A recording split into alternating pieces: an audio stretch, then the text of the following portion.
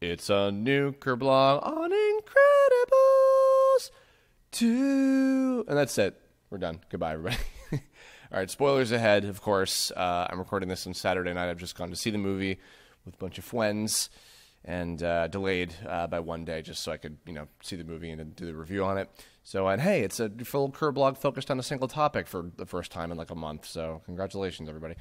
Anyway, so first of all, I actually watched the first movie for the first time in, I think, a good number of years. I forget how long it had been. Still holds up incredibly well. Still absolutely one of my favorite Pixar movies, and maybe even one of my favorite animated films of all time. It was interesting because I planned on watching it again before seeing the sequel, but like soon before the sequel. But it's interesting because 2004, like that was still like Pixar had been going strong for a good number of years by that point, and all their stuff looked amazing at the time. And yet the second even after the really nice looking slick kind of stuff they were doing for the intro titles and everything.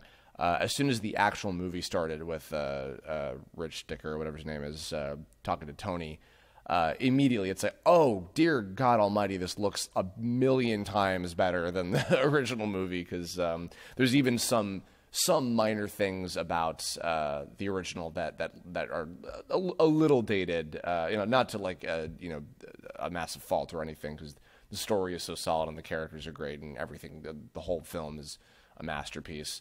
But that said, I can't say definitively that which one I like more than the other, but I will say like my offhanded response is this one not only lived up to the original, but absolutely went bigger and better in almost every way. It's kind of amazing because especially we live in an era now where superhero movies are an abundance beyond imagination. I mean, even back in 2004, like the Spider-Man and X-Men movies were happening, and but now, and especially with Disney because of the, Marvel, and the MCU and everything, and the few DC movies that pop out and stuff like that, and other things at the interim. This didn't feel like, oh great, now we throw an incredible sequel 14 years later into the mix among all the superhero movies. Like it still felt very much like its own thing. It stood up on its own, and still had its own voice in terms of the type of stuff that it was talking about. Interestingly, I forgot to even make. I feel like I've passed the moment of this joke already, but I was almost going to open by calling it. So I just got back from seeing Elastigirl and Friends, the movie. But even past that, it actually really good balance of attention on actually pretty much everybody. All of the pars. In particular, and a lot of the other major characters as well. But I think it was kind of interesting having Helen be kind of at the forefront of this one, because she's kind of like, she is the hero of this movie. I'm hoping to God that people also don't, as a result of this, think that, like, I don't know, maybe just because I have no faith in how the internet responds to things. I hope that people don't view Bob as like an asshole now because he was dissatisfied with life, and that was like his flaw as a character, was like being jealous of the position that Helen got to be in, and not being super happy with the position that he was kind of placed into as a result of that, because it made his character interesting in the movie, like having to adapt and deal with that shit in the first place, to eventually get what would benefit everybody in the grand scheme of things. I thought that was intriguing, but I also, that said, I did really like that Elastigirl was like the definitive hero character, like solving all the crimes and doing all the missions and everything, like being the like action star of this one, like more than any other character, was a really cool approach. It was. Without going too far into this comment, I'll just say I feel like I could tell that the creators of this movie also sensed that there's a lot of love out there for Elastigirl of all different kinds. Like, And you know what? That's fine because she's a great character. I really do mean that. I think she's a really fun character, and she made for a really good kind of like star of this one with the approach that they took. It was refreshing too because I had actually forgotten that because they teased that was kind of going to be the case, through the trailers and stuff. But I didn't even remember, so it was still like refreshing to see that that's a surprise that this is the route that they're going and stuff. The only thing that I really remembered from the trailers specifically was the Bob Odenkirk Winston character who. Even because I cannot recall, again, we're getting into spoilers here, but Evelyn, his sister, I do not recall seeing her anywhere in any press material whatsoever or anything or I don't even remember who it is that voiced her. I'm going to look it up actually because I'm curious. Catherine Keener. And but although I say that it's funny because I think the second she walked in her first scene, both Amy and Mike Lucas, who were sitting next to me on both sides, were immediately like, villain. While Odenkirk's character, he, to me, felt kind of like a red herring for the villain. And actually, what I was expecting, you know what, I guess I'll just get into this. As Amy kind of pointed this out, sad to say, Evelyn was not nearly as good of a villain character or as an antagonist for this one compared to Syndrome.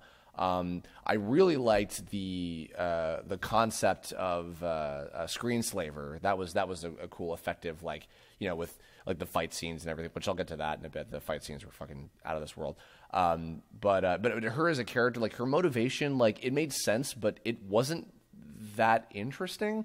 And it's weird because even looking back on Syndrome, at first I thought, oh, maybe he in the grand scheme of things wasn't that interesting, but was just very entertaining because he was just Jason Lee's performance is just so good and he's so full of personality and everything that it's whatever. But actually. I'm reminded. I cannot remember who tweeted this originally, but it's been kind of out there for the last week or so. Somebody made a really good tweet about how Syndrome is kind of like a representation of entitled fandom, which is so true, and I 100% agree with that. And I think that actually because of that and his his actions in the story of the first one and everything. And his whole, source of what drove him and all that, and what his grand master plan was. I think what was actually executed more interestingly. And the thing is, I don't mind the idea of what they were going for. I almost kind of wish that maybe they went with what I was kind of hoping for and expecting while I was watching it is that the brother and sister were both working together. It was a team effort for them to do, Screenslaver as this whole setup to eventually, and I almost kind of wish that they, played and explored further the motivation in the first place. The backstory being kind of all right, whatever. I guess that's enough. It works, but it was, her hatred of superheroes and the threat that they cause and everything. Because that was something, I know the Civil War movie from a year ago now, Jesus Christ, went only so far into it. I love that kind of concept to begin with. I think that's a really interesting thing to play with. And I don't know, I guess I'm a little sad that, her part and the villainous, threat out there was not, maybe not expanded upon as much as I was kind of hoping. But that said, that's really my only major complaint about the movie at all.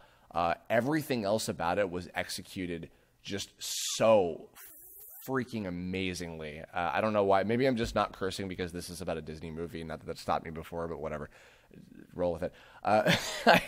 The spectacle of this one was, I was saying before about the fight scenes, with the hypnosis angle and everything, really good use of these, little fun, one-offy kind of superhero characters and some of the ones from different countries and things. Shout outs to good little cameos by Phil Lamar and Paul Eiding mixed in there. Always good to see some voice actors playing characters of significance of any kind in these feature animated films where buried among celebrities. I remember actually at one point, I think Amy presumed that Void was going to be the villain of this one, just because they got like a bigger actress. Who was it again? Sophia Bush to play her. But a good also kind of maybe misdirection with that. Great use of the kids, actually. I think that the choosing to mostly have them be for the comedy aspect, I think was the better route to go with them. I mean, Jack and his too many powers. Jack. If there is an Incredibles 3, which I actually hope, more please, Pixar, please, I'm begging you. Jack, I swear to God, he will destroy us all by corruption via Edna, or just be remained pure by way of Edna. I have no idea.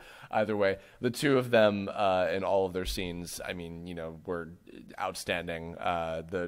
Also Jack versus the raccoon may have possibly been the greatest fight scene in the entire thing. For as long as it went on, it never felt like it overstayed its welcome, just because it was just full of so many good, slapsticky, inventive gags with the powers. It's just because I just feel like the entire actually, you know what, this isn't a complaint, just more of an observation. I swear I thought that they saw him, use his powers for the first time in the scene in the first movie when Syndrome tries to kidnap him. But I guess maybe he was so high up above everything that they didn't realize it. So I can forgive it. But I the whole time when they were like, Jack has powers, I was like, didn't they know that already? I guess. But yeah, Jack was a real highlight. Dash and Violet both had a lot of really funny moments. Their subplots about, their struggles were kept to a minimum enough that because really it was more about Bob trying to be a good dad to them and help them through whatever shit that they were dealing with. There it is. Sorry, I said shit. Sorry, Disney, not that you care. So they served that purpose well. And then especially for the second half of the movie where, they got to save the parents. That was a good kind of shift of, focus on them and then giving them a lot of cool moments, especially with the infiltration to the ship and everything. And all of them getting to have cool fights with the other superheroes and everything. The superheroes, I think I made the observation about Infinity War where Thanos's, posse of assholes were kind of, now I'm just cursing all the time. Sorry. I'm self-conscious about it now. I'm sorry. The Thanos's posse of villains were kind of just there to be fodder for cool fight scenes, and particularly in their case to have cool deaths. I feel like maybe these other superhero guys that get hypnotized were mostly designed for the utility of okay, we'll have Violet's fight briefly with Void was pretty cool. And then also Void getting to be helpful too, which was nice to give her a little moment to shine and work with her hero. That was nice. It was cute to utilize her in a good way. Another thing worth bringing up, just because there's no other place to it. I don't think I've ever talked about this in other Kirblog's before. I don't think I've ever talked about Incredibles in other Kirblog's before. I think when I first heard about that they were going to be finally doing an Incredibles sequel, I think originally what I was hoping for, and I think just because Toy Story 3 did this so brilliantly, where they had, Toy Story 3 took place the amount of years it had been since Toy Story 2, in real life for us. I kind of wanted to see, 14 years later would have been kind of neat, or however long later, and age the characters up or something, just because I think that could have been interesting. And I still think that would be really interesting. I would still love to see that maybe with a future sequel if they do more of them. But that said, and also, I guess sympathies to the, three people who played the Incredibles video game that takes place immediately after the movie, with the Underminer as the villain. The fact that they did play with just, hey, let's have it take place immediately after the first movie, was cool, because that opening sequence is just masterfully directed, and is a great introduction for just everything about what Incredibles is about, of course. And also just it was cool to like it opens and closes with the family working together was a great, a really great bookend to everything with that, especially because the first one couldn't do that. So, the emphasis on the family side of things was a really nice touch. But no, ultimately I was happy that they went with the route that they had of just like picking up right where they left off.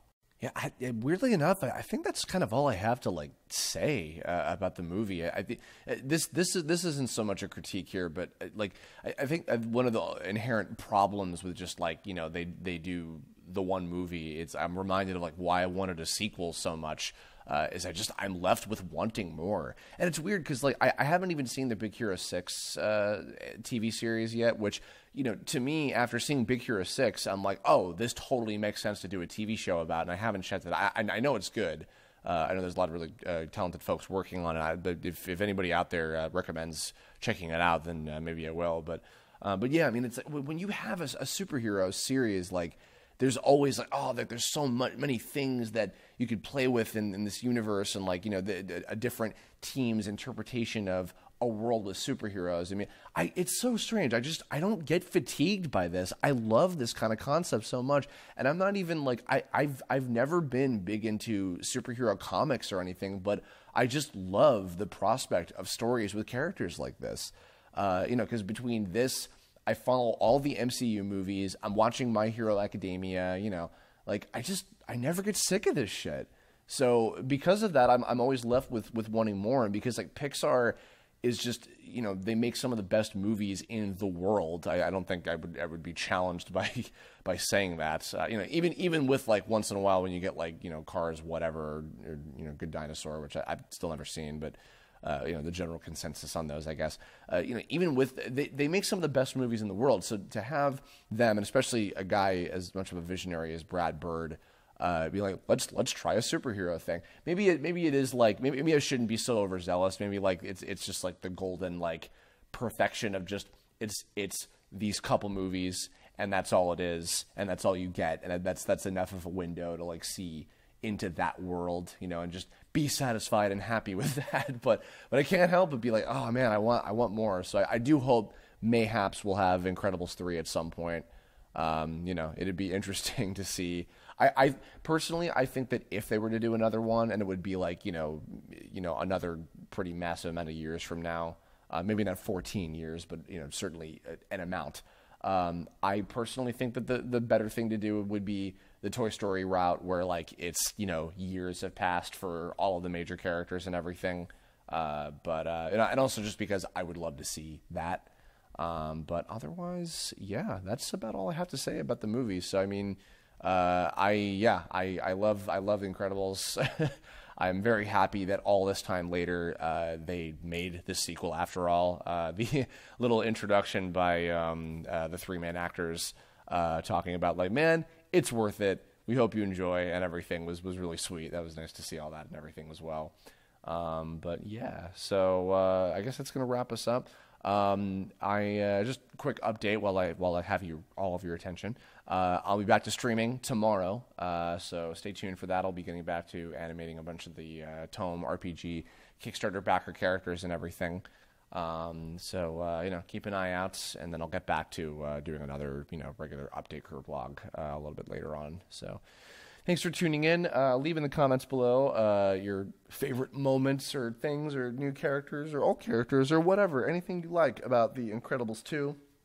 And if you have any future Kirblog topic suggestions or questions for the mailbag segment, let me know. Actually, I'm reminded I'm going to answer a question that was submitted from one of the previous ones that I did. From Sly Cooper. Dude, I love your video game. Hey, Christopher, you ever had moments in voice acting when an accent comes out when practicing lines? I asked this because my friend has been doing voice acting classes, and he brought moments when he would end up saying lines in a New Yorker accent unintentionally. I was just telling my friend Elsie Lovelock, who's visiting L.A. currently, about this. My parents have thicker accents than me, as you guys who are familiar with Datafer would know. But I don't really, except sometimes if I'm speaking too fast, when I say the word earlier, sometimes it'll come out like earlier in the day. If I'm talking really fast, sometimes it'll come out as oilier, and it'll come out as oilier, and I'm like, damn it, So I get on my ass for that. But otherwise, no, not really. Just that little touch of New Yorker comes out. Anyway, that's it. Thanks for tuning in, everybody. I will catch you all later. Hope you had a lovely weekend. Don't forget to wish all your daddies out there happy Father's Day, as I, of course, little shout out to Dadifer in that last mention. So anyway, thanks for tuning in. I'll catch you all later. Have a good one. Bye.